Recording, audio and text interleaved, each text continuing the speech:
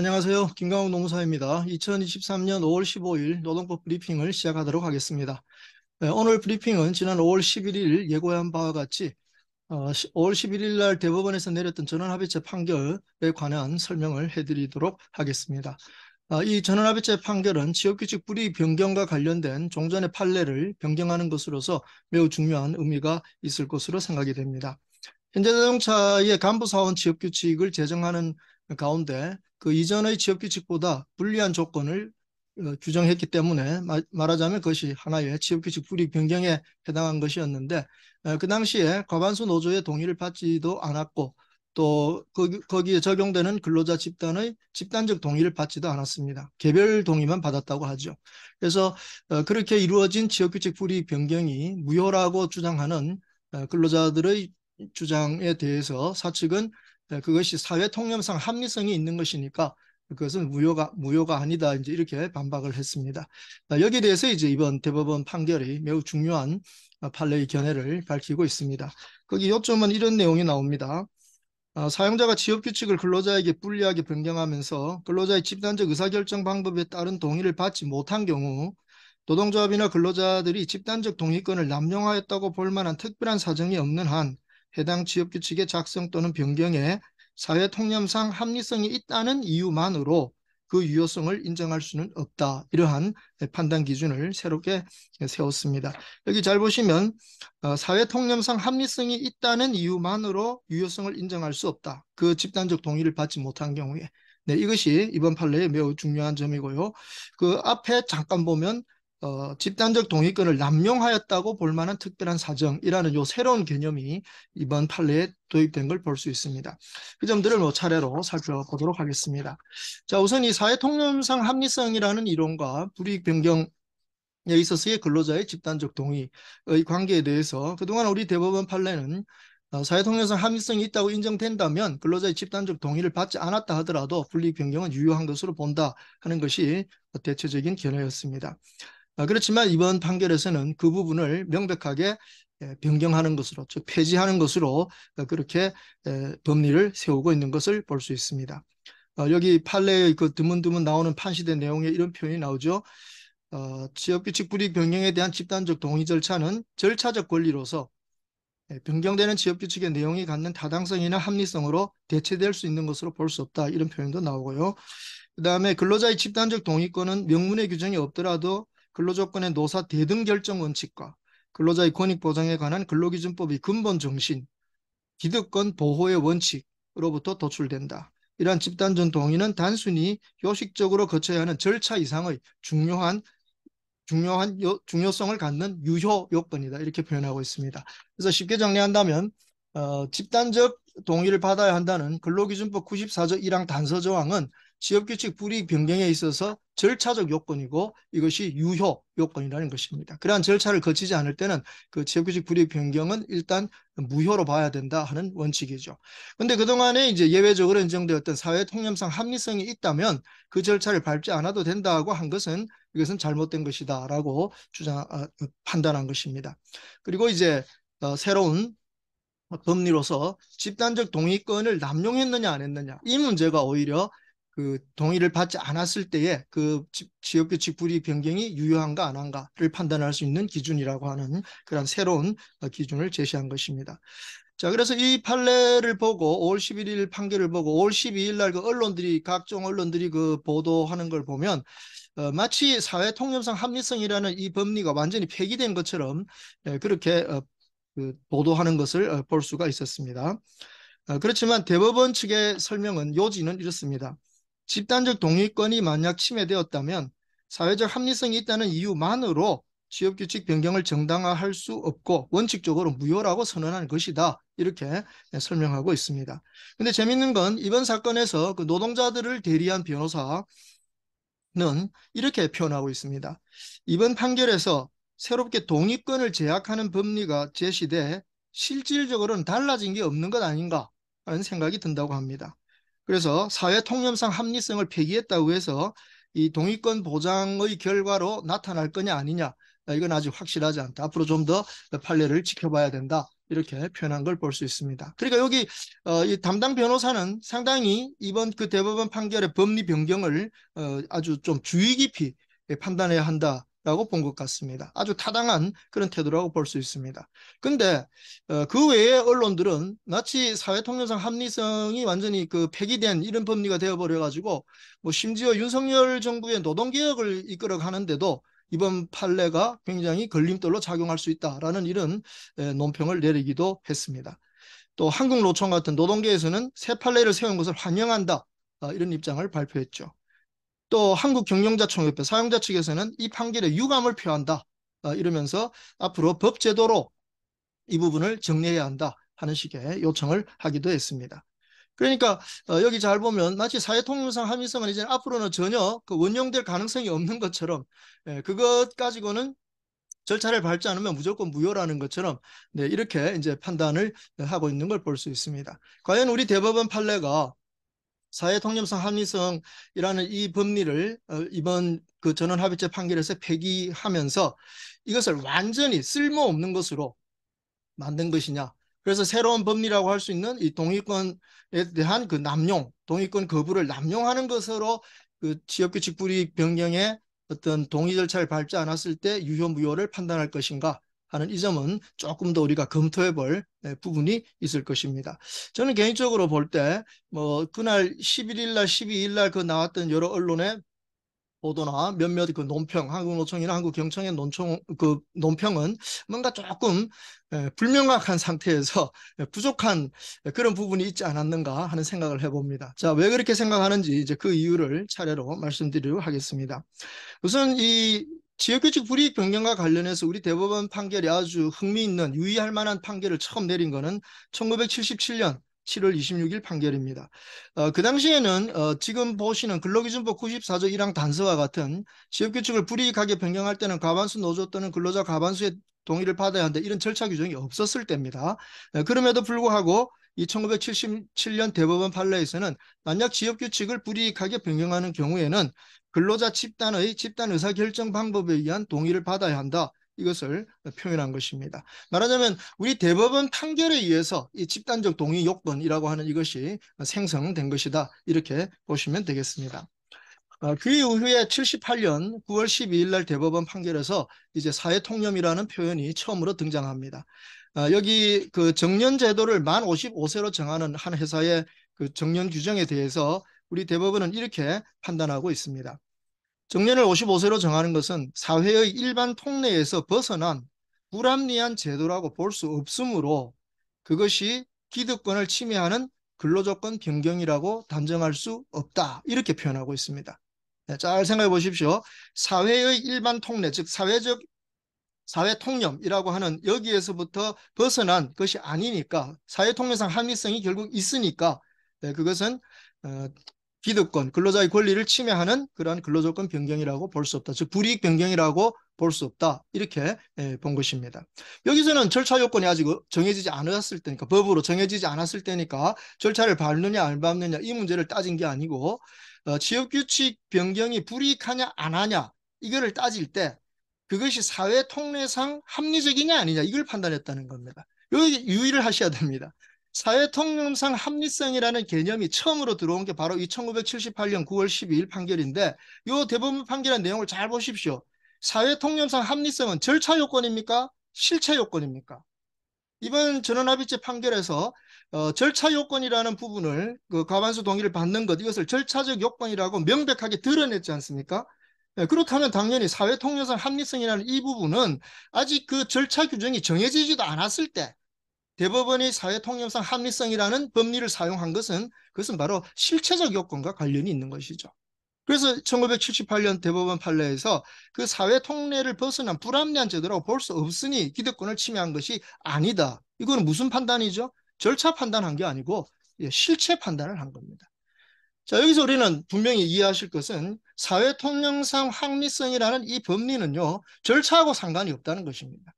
오히려 이것은 실체와 관련이 있습니다. 즉 지역규칙을 사용자가 일방적으로 변경을 하는 것이 그것이 이 근로자에게 불리하냐 안 하냐 이것을 판단해야 하는 실체적 판단의 요건이라는 점, 이 점을 놓치지 않아야 하는데 나중에 우리 대법원 판례는 뒤에 살펴보듯이 이 사회통념상 합리성이라는 실체적 요건과 과반수 동의를 받아야 되는 절차적 요건을 뒤섞어버리는 바람에 상당히 이제 혼란스럽게 되고 어렵게 되다 보니까 이번 5월 11일 날 전원합의체 판결에서 그것을 과반수 동의 받는 것은 절차적 요건이고, 그러니까 이것은 사회적 합리성이 있냐 없냐 이거하고는 별도로 반드시 지켜야 될 절차 요건이다, 이렇게 판단한 것입니다. 그러니까 얼른 결론을 말한다면 사회통념상 합리성 법리가 폐기됐다 이렇게 말하는 것은 상당히 성급한 결론이죠. 사회통념상 합리성의 법리는 이제 절차적 요건에서 따질 것이 아니고 사실은 본래부터 1978년 대법원 판례에서 이 법리를 처음으로 만들었을 때부터 실체를 판단하는, 불이익하냐 안 하냐를 판단하는 그 요건으로 보아야 한다 하는, 이것이 명백하다는 것입니다. 자, 그래서 1988년 5월 10일 대법원 판례에서도 사회통념상 합리성이 충분히 용인된다면 그것은 불리한 변경으로 인정되지 않는다, 이렇게 표현함으로써 역시 사회통념상 합리성은 불이익이냐 아니냐를 판단해주는 실체적 요건이라는 점을 확인해주고 있습니다. 그러다가 이제 1989년 3월 9일 날 우리 근로기준법이 개정됩니다. 그래서 근로기준법 개정에서 종전에 없었던 절차적 요건, 즉 취업규칙을 불이익하게 변경할 때는 과반수 노조 또는 근로자 과반수의 그 동의를 받아야 한다라는 이 절차 요건이 1989년 3월 9일 날 근로기준법 개정에서 들어오게 되는 것입니다. 자, 그리고 두 달 뒤에 1989년 5월 9일 날 대법원 판결, 이 취업규칙 불이익 변경 관련된 대법원 판결이 나옵니다. 자, 3월 9일 날 이미 근로기준법 95조로서 그 단서 조항이 새로 추가되는 변경이 있었기 때문에 이 89년 5월 9일 대법원 판결에서는 그 변경된 근로기준법 95조를 적용해서 이 취업규칙 불이익 변경이라면은 이것은 절차를 밟아야 한다, 이런 판결이 나올 것으로 기대를 했는데 이상하게 그 단서 조항이 변경된 것에 대해서 이때 대법원에서는 판단하지 않습니다. 거기에 대해서는 언급하지를 않습니다. 그래서 종전 판례하고 똑같이 사회통념상 합리성이 있을 경우에는 동의를 받지 않아도 인정될 수 있다라는 이런 식으로 결론을 맺고 있는 것입니다. 그러니까 말하자면 1989년 5월 9일 대법원 판례가 3월 9일 날 변경된 근로기준법의 단서 조항을 제대로 적용하지 못했던 것. 네, 이것이 어쩌면 이 사회통념상 합리성의 법리를 오해하게 만들고 혼란스럽게 만드는 결정적인 원인을 제공한 것 아닌가, 이렇게 판단이 되는 겁니다. 자, 여기서 다시 한번 정리하겠습니다. 1989년 3월 9일 절차적 요건이 근로기준법에 들어오기 이전에 사회통념상 합리성이라는 법리는 우리 대법원에서 어떤 요건으로 작용했다고요? 절차 요건이 아니라, 절차 자체가 필요가 없었으니까요. 절차 요건이 아니라, 그것이 명문 규정이 없었기 때문에 그것은 실체 요건을 판단하는 것으로 작용했습니다. 네. 사회통념상 합리성은 취업규칙 변경이 불리하냐 안 하냐 이거를 판단하는 실체적 요건으로 판단했는데 1989년 3월 9일 근로기준법 개정에서는 거기에 더해서 절차적 요건, 불이익 변경에 대해서 절차적 요건을 더 명문으로 추가했다는 것이죠. 그럼 어떻게 보면 1977년 아까 언급했지만 1977년 대법원 판결에서 집단적 동의가 필요하다라고 하는 그 대법원 판례를 그 법 조문에다가 그대로 갖다 넣은 아주 특이한 경우라고 볼 수 있습니다. 그래서 이 95조 1항의 단서, 현재 보시는 94조 1항의 단서 조항, 취업규칙 불이익 변경에 대해서는 근로자의 집단적 동의 또는 과반수 노조의 동의가 필요하다 하는 이 절차적 요건은 아주 특이하게 국회의원들이 만들어낸 게 아니고 우리 대법원 판례가 이미 만들어져 있었고 그것을 우리 국회가 법적으로 근로기준법에 받아들여서 규정을 했다 하는 그런 특징이 있습니다. 그러니까 이것은 절차적 요건으로 매우 특이한 단서를 일부러 붙인 거라는 것은 매우 특이하면서도 아주 중요한 절차 조항이라는 걸 알 수 있습니다. 그게 겨우 이번 그 5월 11일 날 전원합의체 판결에서 다시 한번 확인됐죠. 아까 언급했지만 이번 대법원 전원합의체 판결은 바로 그 과반수의 동의를 받아야 한다는 것은 이것은 아주 유효 요건으로서 절차적 요건이라는 걸 명백하게 한 겁니다. 그러니까 동의를 받는 게 절차적 요건이라면 사실 사회통념상 합리성 판단, 이것은 절차가 아니고 어디로요? 네, 실체적 요건으로 가서 판단해야 된다라고 하는 것입니다. 자, 그러면 이걸 아주 쉽게 설명하면 뭐 복잡하게 들으지 마시고 아주 쉽게 설명한 이런 얘기입니다. 어떤 회사에서 사용자가 취업규칙을 변경하려고 합니다. 그 변경하는 이유가 사회통념상의 합리성이 있습니다. 경제 상황의 변화라든가 법률이 바뀌었다든가 하는 이런 여러 가지 변경해야 될 그런 상황들이 있습니다. 그래서 그 변경에 대응해서 근로자들이 입을 손해를 감안해서 거기에 대한 어떤 대응 조치도 취해주고 이러저렇게 이 취업규칙을 변경하는 마련을 한 것입니다. 그러면 여기에 사회통념상 합리성이 있다고 인정될 수 있을 정도로 그렇게 준비를 잘했다면 이 지역규칙 변경은 불이익입니까? 아닙니까? 그 경우 사회통념상 합리성이 있는 실체적 요건으로 판단한다면 그거는 불이익 변경이 아니라고 판단하면 되는 거예요. 그럼 불이익 변경이 아니니까 어떤 절차를 거칠 필요가 없죠? 동의를 받을 필요가 없는 거예요. 그냥 의견 청취만 하면 되는 거지 불이익 변경이 아닌 이상 동의를 받을 필요가 없습니다. 이해되십니까? 아마 이번 현대자동차 그 사측 변호사 측에서는 이 법리를 아마 원용하게 될 거라고 봐집니다. 사회통념상 합리성은 절차 요건에서는 적용될 수 없는 것이지만 그것은 정면으로 절차를 규정하는 거니까 그건 거기에 적용될 수는 없습니다. 그러나 이 사회통념상 합리성은 실체를 판단하는 데는 얼마든지 원용하고 활용할 수 있습니다. 실체가 뭐죠? 이 취업규칙 변경이 불이익이냐 아니냐 이걸 판단할 때 사회통념상 합리성이 있을 정도로 사용자가 노력을 하고 그 사회 상황에서 인정이 될 만한 사회 통례로서 인정이 될 만한 것이라면 이 경우는 불이익으로 보지 않는다는 겁니다. 아까 보셨던 1978년 판례 이런 것들이 바로 사회통념상 사회통례에 맞다면 그건 불이익으로 인정 안 된다라고 했던 바로 그 취지가 그대로 살려야 되는 거예요. 근데 그걸 중간에 혼동을 하는 바람에 이 사회통념상 합리성이라는 요건이 어디에 붙어야 되는가 이거를 그동안 제대로 구별하지 못하고 혼란스러웠는데 이번 그 대법원 전원합의체 판결이 바로 그 점을 명백하게 해준 것이라고 볼 수 있는 겁니다. 근데 사실 우리 대법원 판례를 잘 조사해 보면 이미 이러한 제가 지금 설명했던 것과 같은 결론을 내렸던 대법원 판례가 이미 나와 있었습니다. 그게 2009년도 그 대법원 판례에 바로 그 점이 잘 나와 있었는데요. 거기 판례에 보시면은 사회통념상 합리성이 있다고 판단된다면 사회통념상 합리성이 있다고 판단된다면 이렇게 표현하고 있습니다. 지역규칙의 작성 또는 변경이 그 필요성 및 내용의 양면에서 보아 그에 의하여 근로자가 입게 될 불이익 정도를 고려하더라도 여전히 당해 조항의 법적 규범성을 시인할 수 있을 정도로 사회통념상 합리성이 있다고 인정되는 경우에는 종전근로조건 또는 취업규칙에 적용을 받고 있던 근로자의 집단적 의사결정 방법에 의한 동의가 없다는 이유만으로 그의 적용을 부정할 수는 없다. 자, 일반적인 이론을 쓰면서 그 다음에 나오는 말이 이렇게 나옵니다. 지역규칙이 근로자에게 불리하게 변경되는 경우에도 사회통념상 합리성이 있는 때에는 노동조합 등의 동의를 받아야 하는 경우에 해당한다고 볼 수 없고 이렇게 됩니다. 따라서 그 동의를 받지 않았다 해서 같은 법 115조 제1호 위반으로 처벌할 수 없다 이렇게 되어 있습니다. 지금 요 요점이 2009년 6월 11일 날 나온 이 대법원 판례의 요점이 바로 지금 조금 전에 제가 설명드렸던 그 내용입니다. 지역규칙 변경에 사회통념상 합리성이 인정된다면 그것은 불이익이라고 볼 수 없고 따라서 그것을 동의를 받아야 되는 그러한 절차적 요건에 해당되는 것이 아니라는 것입니다. 그래서 그 절차를 밟지 않았더라도 이것은 처벌 대상이 안 된다. 2009년 대법원에서 이걸 분명히 밝혔는데 그 다음에 2010년 대법원 판례부터 또 이걸 또 놓쳐버렸습니다. 그래서 2010년이나 2015년에 그 대법원 판례는 사회통념상 합리성이라는 이 판단의 요건을 엄격하게 해석하고 적용해야 된다 하는 이 점에 주안점을 두었지 이것이 실체 요건으로서 거기에 해당하는 사회통념상 합리성이 인정된다면 이것은 불이익이라고 보지도 않고 따라서 동의 절차를 밟을 필요가 없다 하는 이 법리를 제대로 살리지를 못했던 것이죠.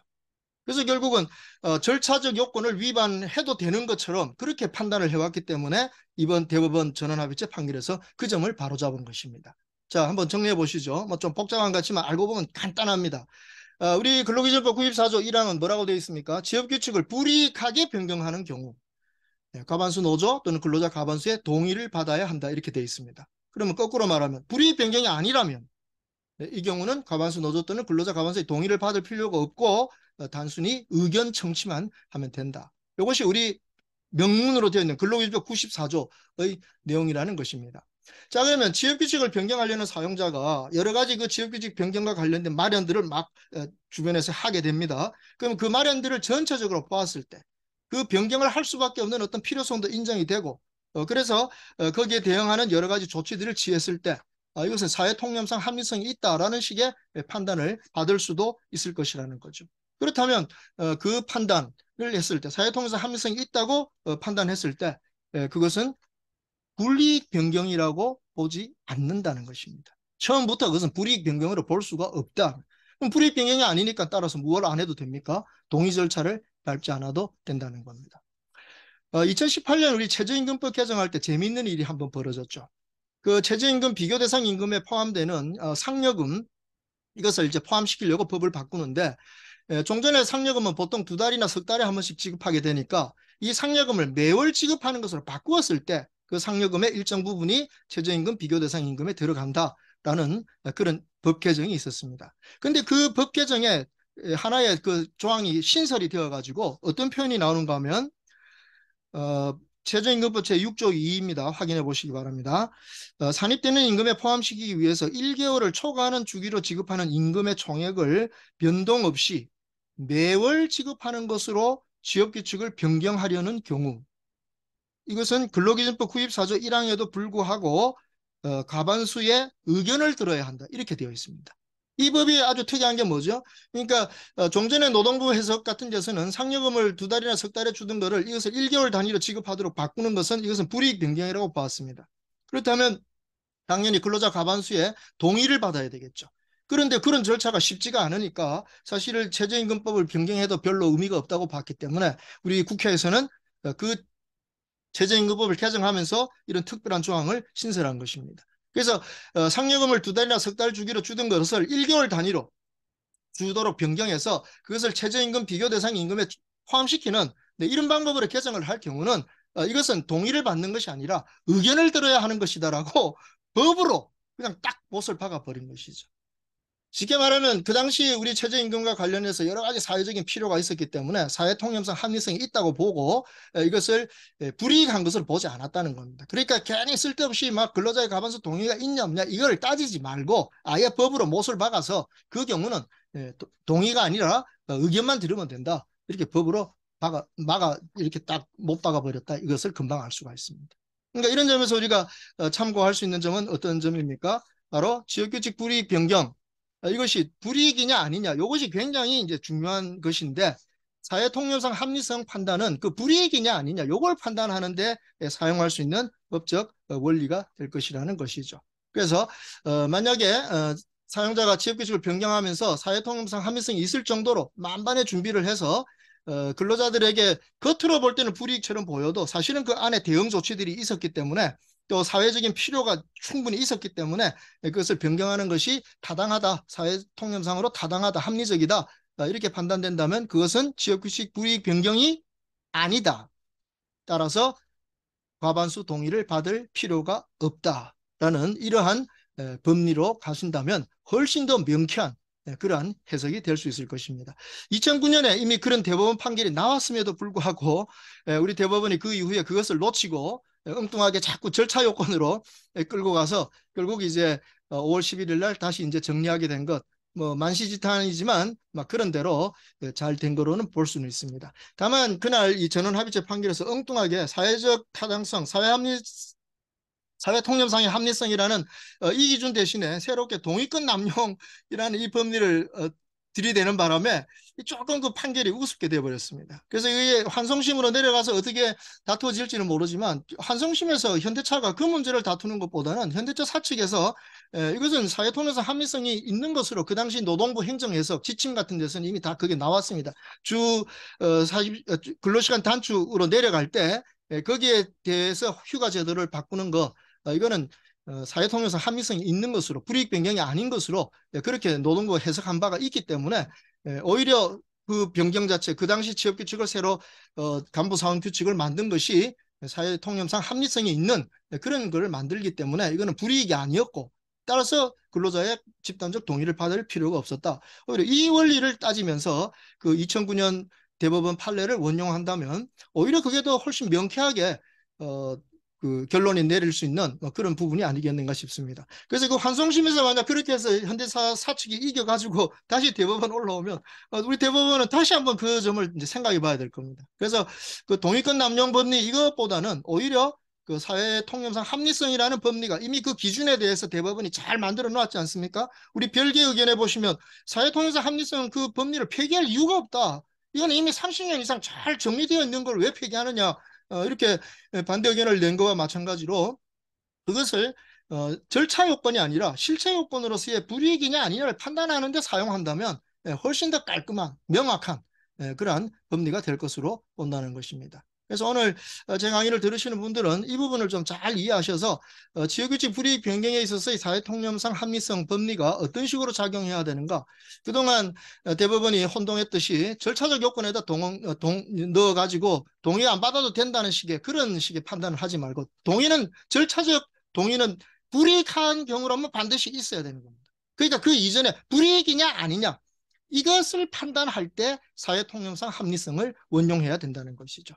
그래서 그 변경에 대해서 사회통념상 합리성이 인정되어서 불이익이 아니다라고 판단한다면 당연히 동의 절차가 필요 없는 것으로 이렇게 결론을 내려버린다면 아주 명쾌한 그러한 법리가 형성되는 것입니다. 그래서 이번 그 지역규칙 변경과 관련된 우리 대법원 전원합의체 판결 이 부분을 이런 식으로 좀 정리하시는 것이 좋지 않겠는가 이렇게 판단하면서 그 정도 말씀을 드리도록 하겠습니다.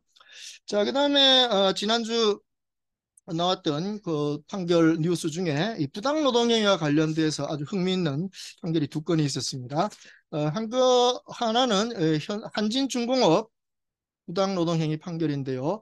그 노조 간부가 무단 결근, 그러니까 근무를 거부하고 이제 집회를 갔다고 해서 거기에 대해서 징계를 했던 사건입니다.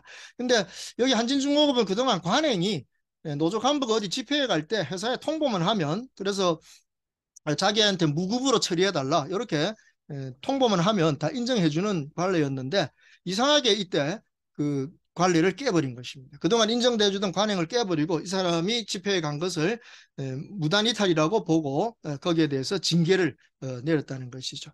근데 나중에 그 판결에서 나오는 내용을 보면 이 근로자 그 간부, 노조 간부에게 있어서는 연차 휴가를 다 사용해가지고 예를 들면 그 무급으로 근무를 안 하게 될 때 그걸 연차를 사용할 수 있다면 좋았는데 연차를 사용할 수 없는 이런 상황이었습니다.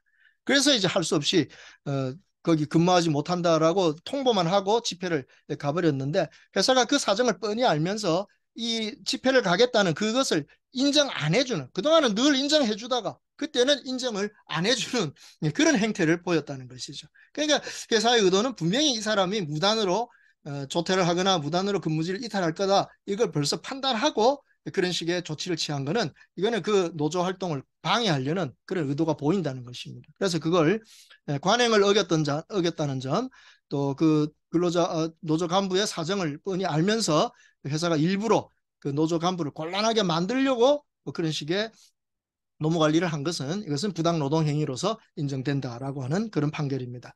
행정법원에서 나온 판결이기 때문에 앞으로 상급심에서 어떻게 바뀔지는 모르겠습니다만 제가 볼 때는 뭐 거의 바뀌지 않을 그런 상황이 아닌가 싶습니다. 자, 또 한 가지 이 부당 노동 행위와 관련된 아주 유의할 만한 사건이 있었죠. 이건 대단히 중요한 사건인 것 같습니다. 역시 행정법원에서 나온 판결인데요. 그 현대위아의 사건에서 불법 파견 인정되는 그 하청 근로자들에 대해서 그 소를 취하하라고 이제 종용을 했는데 만약에 이 소를 취하하지 않는 경우 이 평택 쪽에서 근무하던 사람들을 울산 쪽으로 전보 발령을 해버리는 그런 조치를 취했습니다. 그래서 이 원청인 현대위아가 하청 근로자들을 평택에서 울산으로 전보 발령한 것 이유가 그 소취하 정식으로 고용하라고 하는 그 소취하를 하라는 이 회사 측의 종용을 거부했을 때 그러한 불이익한 전보 처분을 한 것. 이거는 말하자면 부당 노동행위에 해당한다라고 판단한 것입니다. 얼른 들으면 뭐가 중요한가 모르겠지만 여기 잘 보십시오. 현대위아가 원청, 근데 그 하청의 근로자들이 불법 파견으로 인정되어서 이제 정식으로 고용돼야 될 이런 상황인데 그 소송을 취하하라. 그 현대위아 원청이 요구를 했다는 겁니다. 근데 그걸 안 들어주니까 그 하청 근로자들을 평택에서 울산으로 전보했다는 것입니다. 여기에 대해서 원청인 현대위아의 부당노동 행위를 인정했습니다. 이제 아시겠습니까? 중요한 점, 원청이 하청 근로자들에 대해서 부당노동 행위를 한 사용자의 지위에 있다. 이거를 인정해주는 아주 중요한 판결이 나왔다는 것입니다.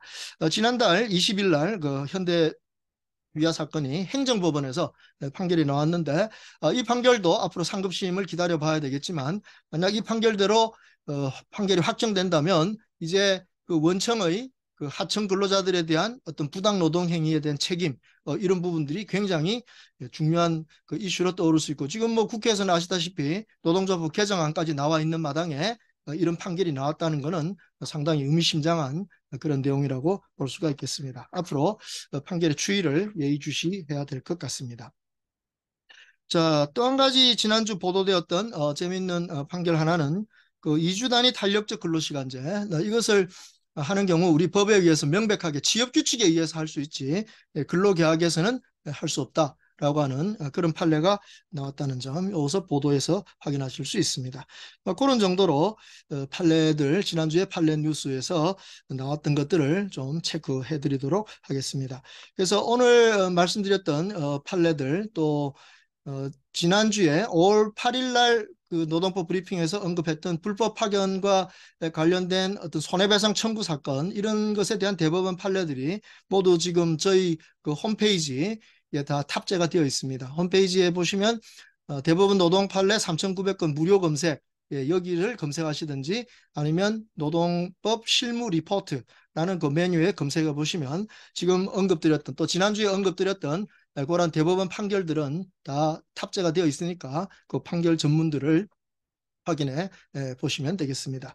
자, 그 밖에 국회나 정부에서 이번 주에는 뭐 특별하게 급하게 나오는 뉴스는 없기 때문에 오늘은 이 정도로 노동법 브리핑을 마치도록 하겠습니다. 오늘 예고해 드린 대로 현대차 지역규칙 불이익 변경 사건에 있어서 사회통념상 합리성 법리가 어떤 식으로 정리되었는가 또 그것이 타당한가 앞으로는 어떻게 될 것인가 하는 이런 점들을 정리해서 말씀드렸습니다. 워낙 중요하니까 다시 한번 말씀드린다면 사회통념상 합리성 법리는 절차 요건이 아니라 실체 요건이니까 지역규칙 변경이 불이익하냐 안 하냐를 따질 때 사회통념상 합리성이 있냐 없냐를 따지면 됩니다.